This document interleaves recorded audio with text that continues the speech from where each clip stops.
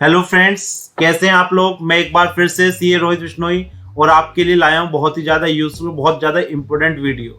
क्या आपने अपना पैसा बैंक में डिपॉजिट करा रखा है और आप आराम से सो रहे हैं और आपको लगता है कि आपका पैसा 100% सेफ है? तो ऐसा बिल्कुल नहीं है, क्योंकि आपने हाल ही दिनों में ये सुना होगा कि पीएमसी बैंक का जो फ्रॉड हुआ था उसमें जो डिपॉजिटर थे उन्हें केवल 10,000 रुपये की एक लिमिट दे दी गई कि 10,000 से ज़्यादा वो विड्रॉ नहीं कर सकते। सिमिलरली यस बैंक का आपने सुना था, उसके बाद लक्ष्मी विलास बैंक, वो अलग बात है, लक्ष्मी विलास बैंक का मर्जर कर दिया गया बाद में डीबीएस बैंक के साथ।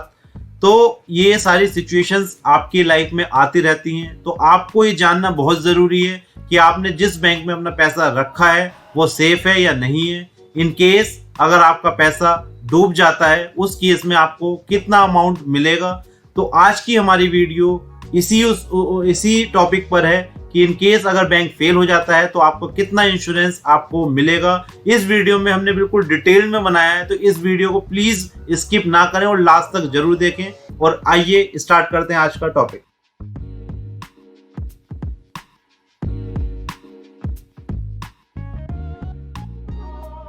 सबसे पहले व्हाट इज डीआईसीजीसी। डीआईसीजीसी एक deposit insurance credit guarantee corporation है। ये रिजर्व बैंक ऑफ इंडिया की एक सब्सिडरी कंपनी है। जितने भी बैंक्स में डिपॉजिट होते हैं उन्हें अपना इंश्योरेंस कराना होता है इस कंपनी के साथ। तो और जानते हैं विच बैंक, सबसे पहला क्वेश्चन आता है कौन कौन सी बैंक आपकी इंश्योर्ड हैं।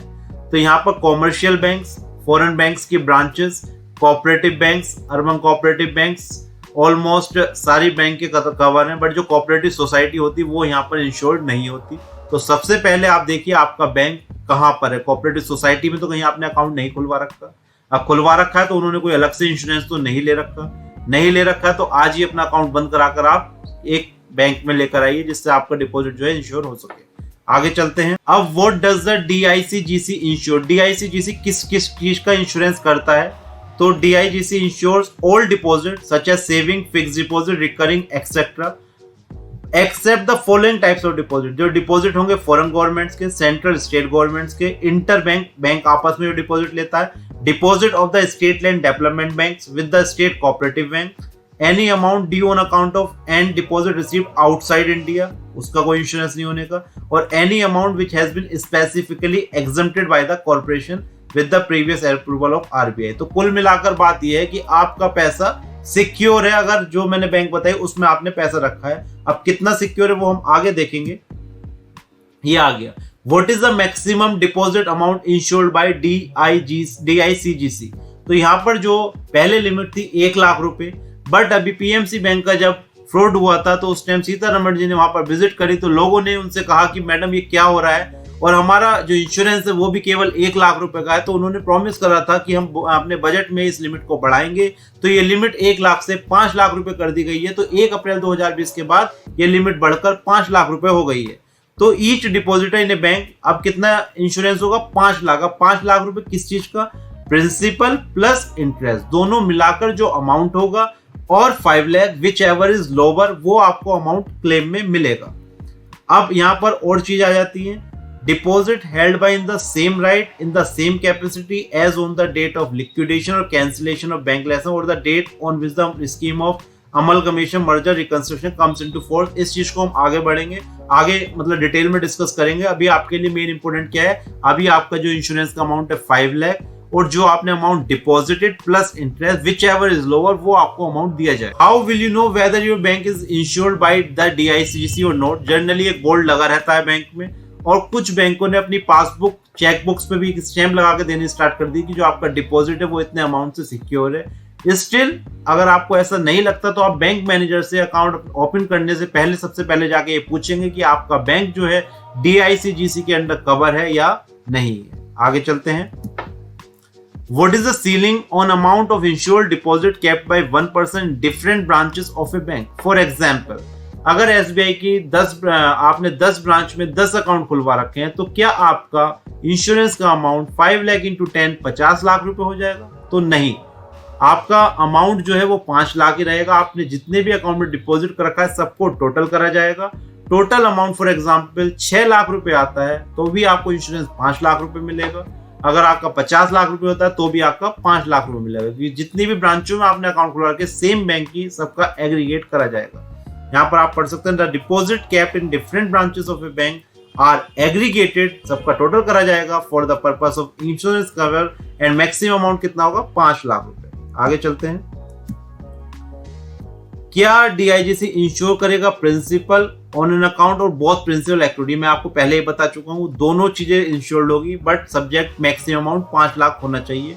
आप ये एग्जाम्पल देख सकते हैं, आपका 4,95,000 रुपए डिपॉजिट है जिसपे 4,000 रुपए इंटरेस्ट पड़ रहा है, तो डिपॉजिट इंश्योरेंस कितने का होगा 4,99,000 का। दूसरा एग्जाम्पल, फॉर एग्जाम्पल 5 लाख रुपए डिपॉजिट, 10,000 रुपए इंश्योरेंस, तो मैक्सिमम अमाउंट कितना होगा 5 लाख। तो डिपॉजिट प्लस इंटरेस्ट और 5 lakh, which ever is lower, वो आपका इंश्योर्ड अमाउंट होगा। अब यहां पर दूसरी चीज आती है, can deposit insurance be increase by depositing funds into several different accounts all at the same bank? अब आपने एक बैंक में एफडी भी करा ली, आरडी भी करा ली, अपना सेविंग अकाउंट भी करा लिया, तो जब आपने 3 अकाउंट करा ली तो क्या आपका इंश्योरेंस 15 लाख रुपए हो जाएगा? तो नहीं, बिल्कुल नहीं होने का। इन तीनों अकाउंट को भी क्लब करा जाएगा, उसका डिपॉजिट देखा जाएगा और मैक्सिमम अमाउंट कितना मिलेगा 5 लाख रुपए। तो ये आप पढ़ सकते हैं, all the funds held in same type of ownership at the same bank are added together, उन्हें जोड़ा जाएगा before deposit insurance is determined. If the funds are in different type of ownership और are deposit into separate bank they would then be separately insured. बहुत बड़ी चीज, अगर आपने एक अकाउंट अपने नाम से खोल रखा, दूसरा पार्टनरशिप फर्म के नाम से खोल रखा, तो आपको 5 लाख का अलग अलग मिल जाएगा, क्योंकि आपने डिफरेंट कैपेसिटी से खोल रखा है। दूसरी चीज यहाँ पर बताई, अगर आपने 2 अलग अलग बैंकों में खोल रखा है तो भी आपको 5 लाख एक बैंक, 5 लाख दूसरे बैंक में मिल जाएगा। तो यहाँ पर आप प्लानिंग कर सकते हैं कि अपने अकाउंट अलग अलग बैंकों में खुलाएं रादर देन अलग अलग ब्रांचों में। आर डिपॉजिट डिफरेंट में सेपरेटली इंश्योर्ड, मैं बता चुका हूँ। अगर आपने 3 बैंक एचडीएफसी, आईसीआई, एसबीआई में 3 अकाउंट खुलवा रखे हैं तो आपका 15 लाख रुपए का इंश्योरेंस होगा, subject to the deposits. If I am funds on deposit to different banks, those 2 banks are closed, अगर 2 बैंक में आपके अकाउंट है, दोनों सेम डे बंद होगा, तो भी आपका लिमिट जो है 10 लाख रुपए रहेगी, 5 लाख रुपए, subject to the maximum amount of deposit plus interest. What is the meaning of deposit held in the same capacity and the same right and deposit held in different capacity and different right? Same capacity and same right का मतलब, एक आप individual हैं या proprietor हैं और आपने FD RD खुलवा रखी है, तो आपका सेम राइट सेम पोजीशन खुलवा रखा है। और डिफरेंट कैपेसिटी, आपने एक अकाउंट अपना खुलवा रखा, दूसरा आपके पार्टनरशिप का खुलवा रखा, उसमें पार्टनर है, कंपनी का खुलवा रखा, उसमें आप डायरेक्टर हैं, तो डिफरेंट कैपेसिटी का होगा। तो उस केस में क्या होगा, आइए देख लेते हैं। If an individual opens more than one deposit account in one or more branches of a bank, for example, एक इंडिविजुअल ने अब आरडी एफडी खुलवा रखी है या एक से ज्यादा ब्रांचों में अकाउंट खुलवा रखे हैं, फॉर एग्जाम्पल श्री एस के पंडित opens one or more saving current account and one or more fixed or recurring deposit account, all these are considered as account held in the same capacity and in the same right। इन्हें क्या माना जाएगा, same capacity और same right. Therefore, the balance in all these accounts are aggregated, इन सब balance को aggregate करा जाएगा and insurance cover is available up to ₹5 lakh। Clear हो गया। दूसरा पढ़ते हैं, if Sri S.K. Pandit also opens other deposit account in his capacity as a partner, यहाँ पर पार्टनरशिप फर्म की बात हो रही है, गार्जियन ऑफ ए माइनर या डायरेक्टर ऑफ ए कंपनी या trustee of a trust, say with his wife Srimati K. Pandit, one or more branches of the bank, then such account are considered as held in different capacity। क्योंकि वो अगर partnership firm में partner है तो partner का account नहीं partnership firm का है, कंपनी में डायरेक्टर का अकाउंट नहीं कंपनी का है, तो वो डिफरेंट कैपेसिटी होगा और डिफरेंट राइट होगा। Accordingly such deposit account will also enjoy the insurance cover up to ₹5 lakh. यहाँ पर उनका अलग रहेगा, कंपनी का अलग रहेगा, पार्टनरशिप फर्म का अलग रहेगा, क्योंकि सबकी कैपेसिटी डिफरेंट कैपेसिटी में। आगे चलते हैं। It is further clarified that deposit held in the name of proprietary person where a depositor is sole proprietor, the amount of deposit held in individual are aggregated। ये बहुत simple बात है। आपने AS enterprises जिसमें आप proprietor हैं, एक आपने अपने नाम से सेविंग अकाउंट खुलवा रखा है, तो प्रोप्राइटरशिप और आप दोनों एक ही हैं, तो आपके दोनों के अकाउंट को क्लब करके मैक्सिमम अमाउंट कितना 5 लाख रुपए दिया जाएगा। इसमें कोई मतलब कोई कंफ्यूज होने वाली बात नहीं है। इलस्ट्रेशन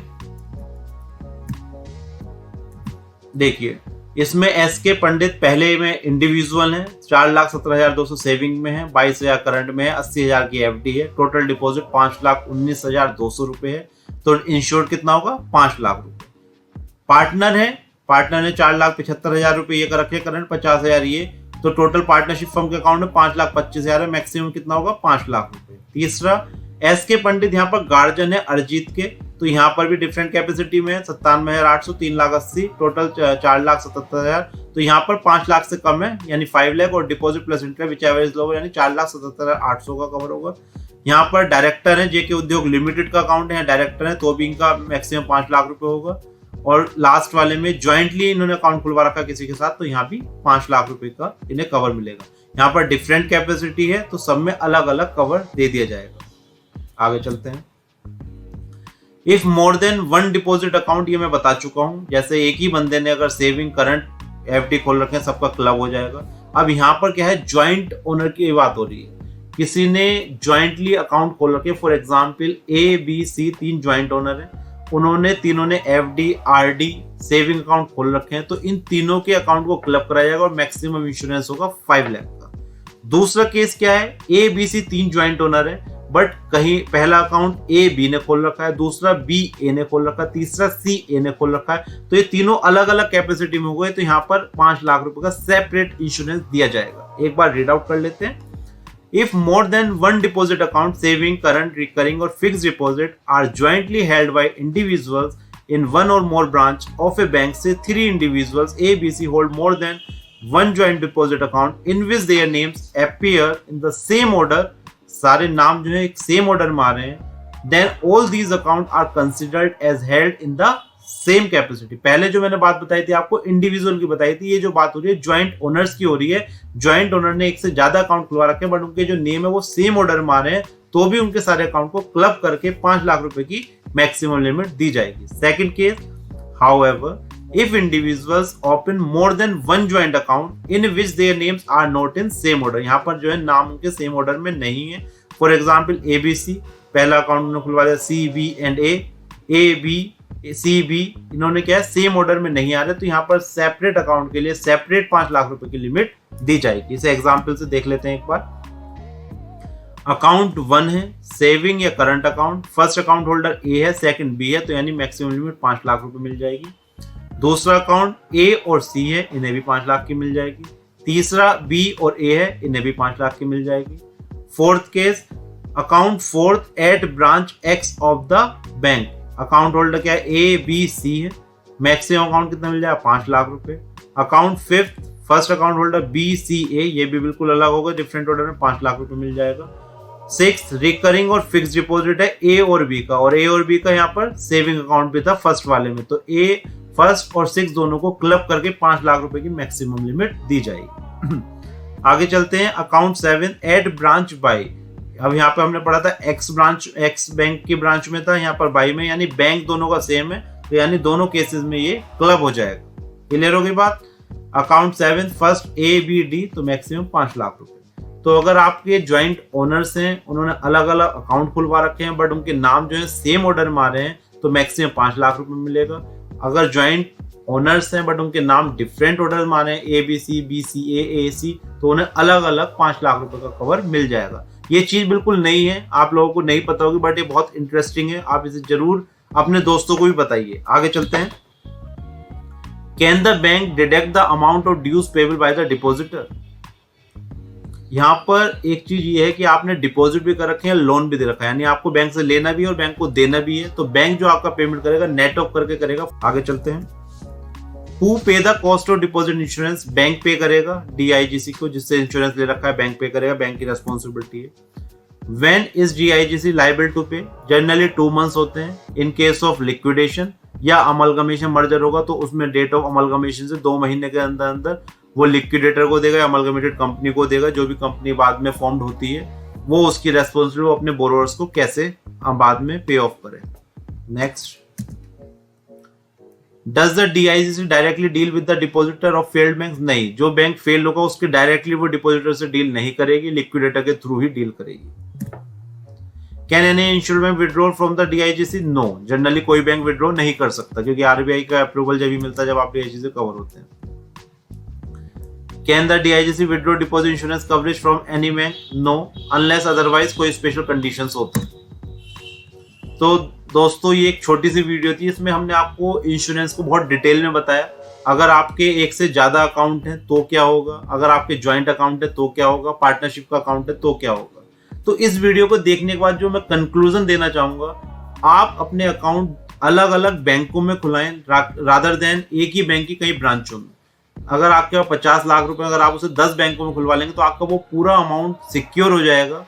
वैसे जनरली बैंक कोलैप्स नहीं होते, कोलैप्स होते हैं तो अमलगमेशन या मर्जर हो जाता है अदर बैंक का। बट फिर भी जैसे आप देख रहे हैं कोरोना में अगर आपको पैसों की जरूरत पड़ती है तो पीएमसी बैंक ने जो विड्रॉल की लिमिट दे रखी है वो 10,000 रुपए दे रखी है, तो उस केस में आपको बहुत ज्यादा प्रॉब्लम्स आ सकती है। तो अपने बैंक जो डिफरेंट बैंक्स में अपने अकाउंट को इस तरह बाइफरकेट कर दीजिए कि आपका अमाउंट पूरी तरह सिक्योर हो सके, क्योंकि हम बैंकों में जो पैसा रखते हैं वो सिक्योरिटी पर्पज से रखते हैं कि हम आराम से सो सकें और हमारा पैसा सिक्योर रहे।